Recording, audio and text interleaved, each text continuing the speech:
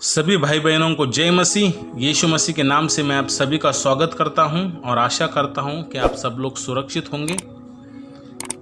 और मेरे प्रियो, परमेश्वर का वचन कहता है कि हम भस्म हुए नहीं, ये परमेश्वर की दया है। और सच में परमेश्वर ने उसके दया के अनुसार हमें सुरक्षित रखा है। हम लोग सुरक्षित हैं, इसके लिए हम धन्यवाद देते हैं प्रभु को। प्रभु की स्तुति हो, प्रभु की महिमा हो। प्रभु भला है, उसकी करुणा सदा की है। आइए समय अपने आँखों को हम बंद करें और हम प्रार्थना करें इस समय। हालेलुया, धन्यवाद प्रभु, थैंक यू जीसस। हे पिता परमेश्वर, हम तेरे नाम को धन्यवाद देते हैं, तेरी स्तुति करते हैं प्रभु कि फिर एक बार तूने हमें ये मौका दिया कि हम तेरी स्तुति करें।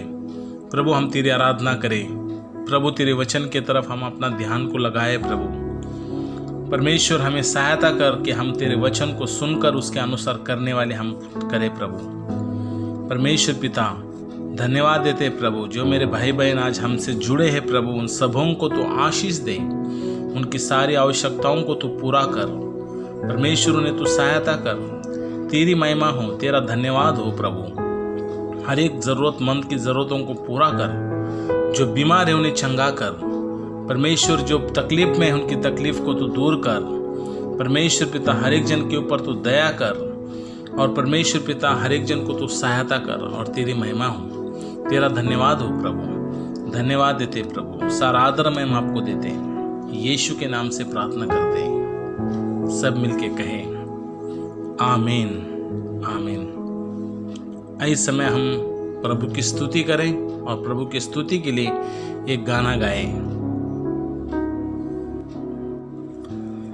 हम तो खुदा के बेटे हैं, सब कुछ हमारा है। हम तो खुदा के बेटे हैं, सब कुछ हमारा है। हम तो खुदा के बेटे हैं, सब कुछ हमारा है। जो कुछ दिखता वो है पिता का, वो सिरजनहारा है। जो कुछ दिखता वो है पिता का, वो सिरजनहारा है। धन्यवाद धन्यवाद धन्यवाद धन्यवाद धन्यवाद धन्यवाद धन्यवाद धन्यवाद। Hallelujah hallelujah hallelujah hallelujah hallelujah hallelujah hallelujah hallelujah. हम तो खुदा के बेटे हैं, सब कुछ हमारा है। हम तो खुदा के बेटे हैं, सब कुछ हमारा है। क्या वर्तमान और क्या है भविष्य, सब कुछ हमारा है। धन्यवाद धन्यवाद धन्यवाद धन्यवाद। स्वर्गीय पिता ने यीशु मसीह में सब आशीष हमें दी है। Hallelujah hallelujah hallelujah hallelujah. क्या वर्तमान और क्या है भविष्य, सब कुछ हमारा है। धन्यवाद धन्यवाद धन्यवाद धन्यवाद। स्वर्गीय पिता ने यीशु मसीह में सब आशीष हमें दी है। Hallelujah hallelujah hallelujah hallelujah. हम तो खुदा के बेटे हैं, सब कुछ हमारा है। हम तो खुदा के बेटे हैं, सब कुछ हमारा है। दिखता वो है पिता का, वो सृजनहारा है। जो कुछ दिखता वो है पिता का, वो सृजनहारा है। Hallelujah hallelujah hallelujah hallelujah hallelujah hallelujah hallelujah hallelujah.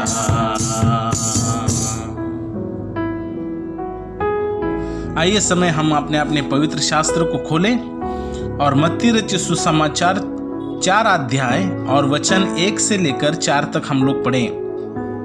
यीशु की परीक्षा। तब आत्मा यीशु को जंगल में ले गया ताकि इब्लिस से उसकी परीक्षा हो। वह 40 दिन और 40 रात निराहार रहा। तब उसे भूख लगी। तब परखने वाले ने पास आकर उससे कहा, यदि तो परमेश्वर का पुत्र है तो कह दे कि ये पत्थर रोटियां बन जाए। यीशु ने उत्तर दिया, लिखा है, मनुष्य केवल रोटी ही से नहीं परंतु हर एक वचन से जो परमेश्वर के मुख से निकलता है जीवित रहेगा। आमीन। इस जगह पे हम लोग देखते हैं कि प्रभु यीशु की परीक्षा 40 दिन और 40 रात प्रभु यीशु उपवास किया और उसके बाद में प्रभु यीशु की परीक्षा इब्लिस यानी कि शैतान के द्वारा हुई। और शैतान ने सबसे पहला यीशु मसीह से क्या कहा कि कहता है कि यदि अगर तू परमेश्वर का पुत्र है तो इस पत्थर से कह दे तो रोटी बन जाएगी। हालेलुया। इससे पहले कि कोई यीशु मसीह ने कोई चमत्कार नहीं किया था, लेकिन शैतान जानता है कि यीशु मसीह कर सकते हैं और यीशु को भरमाने के लिए, यीशु को फंसाने के लिए शैतान प्रभु यीशु मसीह पर, उसके मन के ऊपर हावी हो रहा है और कह रहा है कि तू 40 दिन और 40 रात से तूने कुछ खाया नहीं है, तो तू इस पत्थर से कह दे रोटी बने और रोटी बनेगा और तू खाएगा। लेकिन हम लोग देखते हैं कि अब इसमें कोई बुराई नहीं थी कि यीशु मसीह अगर पत्थर की रोटी बनाते, और ये सच है कि यीशु मसीह पत्थर की रोटी बना सकते हैं। यीशु के लिए कोई बात असंभव नहीं मेरे प्रियो।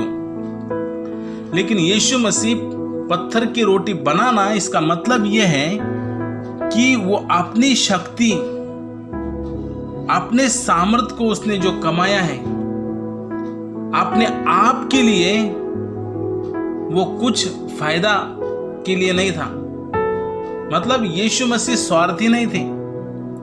यीशु मसीह ने जो भी सामर्थ्य कमाया था वो दूसरों के लिए, इस संसार के लोगों के लिए कमाया था मेरे प्रियो, अपने खुद के लिए नहीं है। इसीलिए प्रभु यीशु मसीह ने शैतान को क्या जवाब दिया कि मनुष्य सिर्फ रोटी से जीवित नहीं रहता, लेकिन परमेश्वर के मुख से निकलने वाले हर एक वचन से जीवित रहता है। Praise the Lord.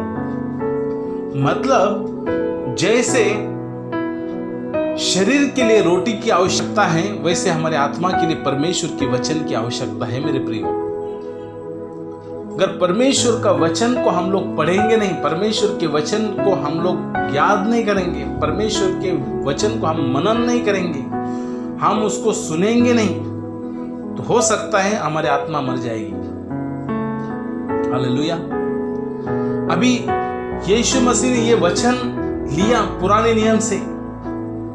आपको मालूम है ये वचन कहाँ लिखा है? व्यवस्था विवरण का अध्याय 8 और इसका वचन अगर हम लोग पढ़ते हैं 3, तो जब ये लोग, इजरायली लोग जब मिस्र से बाहर आए और वो लोग जब वो जंगल से जब जा रहे थे, अभी तब परमेश्वर ने ये वचन को उनको दिया। हालेलुया। कि वो लोग परमेश्वर के वचन पर भरोसा करें। प्रभु ने मूसा के द्वारा उन लोगों को मिस्र से बाहर लाया। 430 साल वो लोग गुलामी में थे और परमेश्वर ने उनको कहा कि तुम ऐसे देश में जाओगे कि जहां पर दूध और मधु की नदियां बहती हैं। 3 वचन 8वां अध्याय, व्यवस्थित विवरण 8वां अध्याय वचन 3 क्या कहता है देखो। उसने तुझको नम्र बनाया और भूखा भी होने दिया, फिर वह मानना जिसे ना तू और ना तेरे पुरखा ही जानते थे वही तुझको खिलाया, इसलिए कि वह तुझको सिखाए कि मनुष्य केवल रोटी से नहीं जीवित रहता, परंतु जो जो वचन यहोवा के मुंह से निकलते हैं उन्हीं से वह जीवित रहता है। Praise lord, hallelujah. Yeshu Masih ने वचन कहां से लिया? वही जो व्यवस्था विवरण का 8वां अध्याय 3 वचन कहता है कि वो तुझे नम्र बनाए और कहता है कि तुझे वो साथ में भूखा भी होने दिया। क्यों भूखा होने दिया? क्योंकि परमेश्वर उन लोगों को सिखाना चाहता था कि वो लोग सीखे कि परमेश्वर पर कैसे भरोसा किया जाता है, उसके वचन पर कैसे भरोसा किया जाता है। तो परमेश्वर ने उनको भूखा भी होने दिया, फिर वो मानना जिसे ना तू और ना तेरा पुरखा जानते थे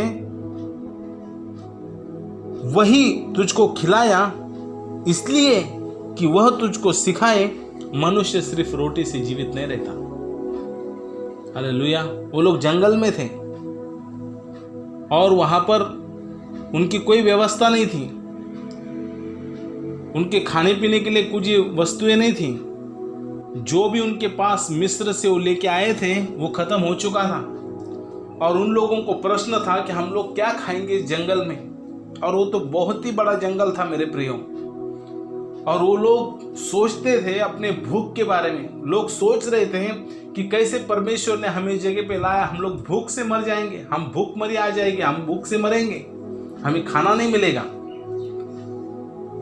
लेकिन परमेश्वर उनको भूखा होने दिया, वचन में कहता है, इसलिए कि वो उन्हें सिखाए, उनको नम्र बनना सिखाए और उनके मन में क्या है परमेश्वर जानना चाहता था। वो लोगों ने क्या किया?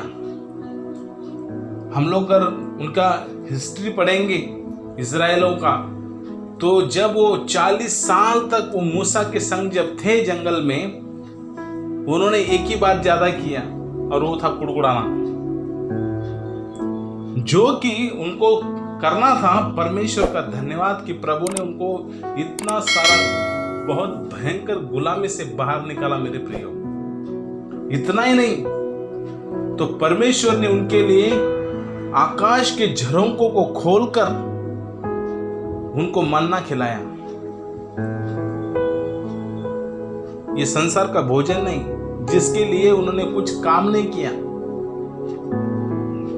कोई मेहनत नहीं किया, लेकिन परमेश्वर ने ऊपर से, आकाश से, स्वर्ग से उनके लिए मन्ना बरसाया, उनको दिया। रोज परमेश्वर ने उनको दिया, सिर्फ शब्बत को छोड़कर, क्योंकि शब्बत के पहले दिन परमेश्वर उनको डबल देता था। शब्बत को सिर्फ मिलेगा नहीं।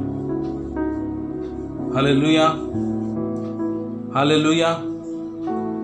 कि परमेश्वर ने इस रीति से उन लोगों को 40 साल तक खिलाया और उनको यह भी सिखाया कि मनुष्य सिर्फ रोटी से जीवित नहीं रहता, तो परमेश्वर के मुख से निकलने वाले वचन से जीवित रहता है। तो परमेश्वर का वचन सबसे ऊपर है मेरे प्रियो। अपने जीवन में हमें अगर सफलता चाहिए, हमें बरकत चाहिए, सारे आशीषों से हमें तृप्त होना है, परमेश्वर सब कुछ देगा, क्योंकि परमेश्वर के पास सब कुछ है, उसने सब कुछ रचा है। वो असंभव को संभव करने वाला परमेश्वर है। इस्राएल लोगों को परमेश्वर ने कैसे खिलाया? मूसा ने उन लोगों से कहा कि देखो, कल सुबह सूरज उदय होने से पहले तुम्हें मन्ना मिलेगा खाने के लिए, स्वर्ग से मन्ना गिरेगा। कुछ लोगों ने विश्वास किया और कुछ लोग बोलने लगे नहीं नहीं नहीं, ये कुछ भी बोल रहा है, मूसा कुछ भी बोल रहा है। मूसा भी झूठा है और मूसा का परमेश्वर भी झूठा है।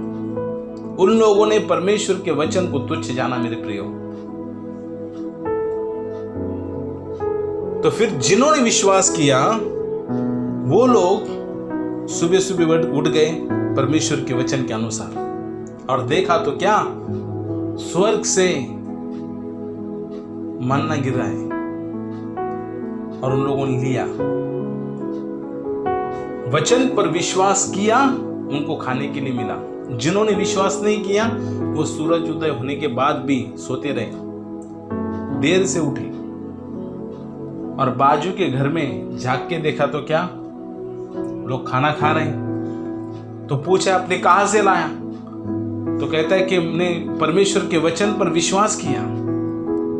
विश्वास करने से परमेश्वर का वचन हमारे लिए भोजन बन गए, हमारे लिए रोटी बन गई। तो ये लोग सीख गए और फिर दूसरे दिन ये भी उठे और उन्होंने भी प्रभु के वचन पर विश्वास किया और परमेश्वर ने उनको भी खिलाया। इसमें हम लोग क्या देखते हैं कि ईश्वर ने कैसे कैसे उनके जीवन के साथ अद्भुत चिन्ह चमत्कार किया और उनको कैसे सिखाया। मेरे प्रियो, परमेश्वर महान है, उसकी करुणा सदा की है।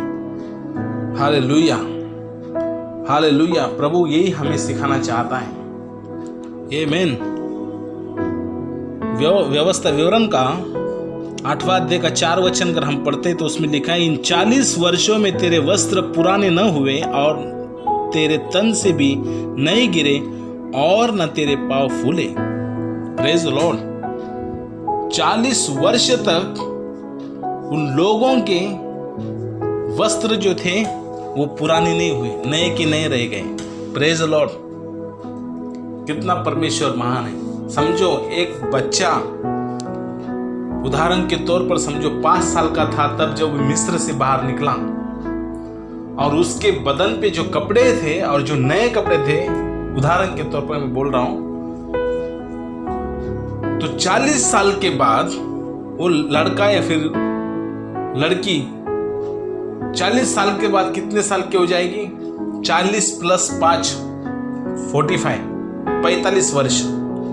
45 वर्ष तक उसके बदन के कपड़े जो थे ना तो पुराने हुए ना वो छोटे पड़े। मतलब जैसे बच्चा बढ़ते गया वैसे उसके कपड़े भी उसके साथ बढ़ते गए। ये परमेश्वर ने उनके साथ बहुत ही महान चमत्कार किया मेरे प्रियो। हालेलुया। हमारा परमेश्वर अद्भुत परमेश्वर है। वो असंभव को संभव करने वाला ईश्वर है। परमेश्वर ने अद्भुत चिन्ह और चमत्कार उन लोगों के साथ वो जंगल में किए मेरे प्रियो, क्योंकि परमेश्वर उनको सिखाना चाहता था। और परमेश्वर ने उनको एक पिक्चर दिया, उनको मन में पिक्चर दिया कि देखो ऐसे देश में मैं तुम्हें लेके जाऊंगा। उसके आगे अगर आप लोग पढ़ेंगे पूरा 8वां अध्याय तो उसमें लिखा है कि तुम्हें ऐसे देश में मैं लेके जाऊंगा कि वहां पर खाने की महंगी ना होगी, सब कुछ उपलब्ध होगा, किसी बात की घटी नहीं होगी। तुम अच्छे घर बनाकर उसमें रहोगे, तुम्हारे अच्छी भेड़ बकरियां होगी, तुम्हारा प्रॉपर्टी होगा, बैंक बैलेंस होगा, सब कुछ मिलेगा तुम्हें। लेकिन तुम्हें एक काम करना है, परमेश्वर के वचन को याद रखते हुए, उस वचन के ऊपर भरोसा करते हुए उस वचन के अनुसार आपको जीना है, क्योंकि वचन ही है कि वो तुम्हारे लिए रोटी बनेगा। यीशु मसीह यही वचन का मनन कर रहे थे उन 40 दिनों में। यीशु मसीह ने खूब मनन किया होगा, परमेश्वर के वचन को याद किया है। पहले जो 5 पुस्तक है ना, वो पहले 5 पुस्तकें, उत्पत्ति, निर्गमन, लेवी व्यवस्था और गिनती और व्यवस्था विवरण, ये 5 पुस्तकें, ये लोग जब वो छोटे रहते बच्चे ना, तो यहूदी या इजराइल लोग ना ये मुजबनी करके रखते हैं। और यीशु मसीह ने भी वो मुजबनी किया है। इसीलिए शैतान को तुरंत यीशु मसीह ने वचन से जवाब दिया। हालेलुया। शैतान को हम हरा सकते हैं वचन की सामर्थ से। लेकिन वचन, परमेश्वर का वचन हमारे मन में, हमारे दिल में, हमारे हृदय में, मुंह में हमेशा बना रहना चाहिए, हमेशा बना रहना चाहिए। परमेश्वर का वचन को हम अपने जीवन में पहला स्थान देना है। Hallelujah, praise the Lord. आप जानते हैं कि जब यहोशू, परमेश्वर ने जब उसको चुना मूसा की मृत्यु के बाद, यहोशू सेवकाई में उतरा। प्रभु ने उसके साथ बात की। यहोशू अध्याय 1 वचन 8 में हम लोग 7 पढ़ेंगे। पहला, इतना हो कि तू हिया बांधकर और बहुत दृढ़ होकर जो व्यवस्था मेरे दास मूसा ने तुझे दी है उन सब के अनुसार करने की चौकसी करना, और उससे ना तो दाहिनी मुड़ना और ना बाएं, तब जहां जहां तू जाएगा वहां वहां तेरा काम सफल होगा। आमीन, प्रेज द लॉर्ड। जो वचन, जो व्यवस्था मूसा को मैंने दिया, जैसे वो चला, उस वचन के अनुसार अगर तू चलेगा, उससे ना तो दाएं मुड़ना ना उससे बाएं मुड़ना, तो तू जहां जहां जाएगा तेरा सब काम सफल होगा। परमेश्वर ने मूसा को वही सिखाया जो परमेश्वर के मन में था, जो इज़राइल की भलाई थी। और जब यहोशू को परमेश्वर ने चुना, वही सिखाया जो परमेश्वर ने मूसा को सिखाया था। इसीलिए कहता है कि देख कि मूसा के जैसे मैं संग था वैसे मैं तेरे संग रहूंगा, लेकिन मेरे वचन का पालन करना और उसके आज्ञा के ना दाएं मुड़ना ना बाएं मुड़ना। 8वां वचन कहता है, व्यवस्था की ये पुस्तक तेरे चित्त से कभी ना उतरने पाए, इसी में दिन रात ध्यान दिए रहना, इसलिए कि जो कुछ उसमें लिखा है उसके अनुसार करने की तू चौकसी करे, क्योंकि ऐसा ही करने से तेरे सब काम सफल होंगे और तू प्रभावशाली होगा। आमीन, प्रेज द लॉर्ड। जो आज्ञा, जो वचन, जो व्यवस्था मैंने तुझे दिया है वो तेरे चित्त से ना उतरे, मतलब तू रात और दिन उसका ध्यान करना। जैसे यीशु मसीह शैतान से जब उन्होंने बात किया, इसका मतलब उनके मन में ये वचन चल रहा था कि मनुष्य सिर्फ रोटी से नहीं, परमेश्वर के मुख से निकलने वाले हर एक वचन से जीवित रहता है। मतलब प्रभु यीशु वचन का याद कर रहे थे, वचन का मनन कर रहे थे। यीशु के चित्त में वचन था, और यहोशू से भी परमेश्वर ने यही कहा कि ये वचन, ये व्यवस्था तेरे चित्त से ना उतर न पाए, इसलिए कि इसी में तू दिन रात ध्यान दिए रहना, दिन रात ध्यान दिए रहना। मतलब कल्पनाओं में अपना प्रभु के वचन का चित्र बनाना, भरोसा करना। जो भी वचन परमेश्वर से मिला है उस पर भरोसा करना, हाँ और आमीन में। कभी कभी हम लोग वचन सुनते और जब मुझे वो वचन लग जाता है तो कभी ऐसा लगता है अरे ये वचन मेरे लिए नहीं है, मैं तो इस बात में परफेक्ट हूं, वो ये वचन तो उसके लिए, ये वचन उसके लिए नहीं। मेरे प्रियो, जो भी वचन मेरे लिए आया है वो हमें स्वीकार करना है और प्रभु से कहना, प्रभु ये वचन तूने दिया है, उस वचन के अनुसार चलने के लिए मुझे शक्ति तू दे। इसलिए रोज परमेश्वर का वचन को पढ़ो। पूरा सच्चाई यही है कि आपने पूरा बाइबल पढ़ा है, बाइबल के हर एक अध्याय को, हर एक पुस्तक को और हर एक वचन को आपने पढ़ा है, तब जाके आप पूरा सच्चाई मालूम आपको हो जाएगा। हालेलुया। और हम लोग क्या देखते हैं कि यहोशू ने वही किया जो मूसा करता था, और ना तो दाहिने गया ना बाएं गया, परमेश्वर के वचन का चिंतन करते हुए, परमेश्वर के वचन पर चित्त लगाकर, और वो जैसे प्रभु ने आज्ञा दिया उस हिसाब से वो चला तो उसके सब काम सफल हो गए मेरे प्रियो।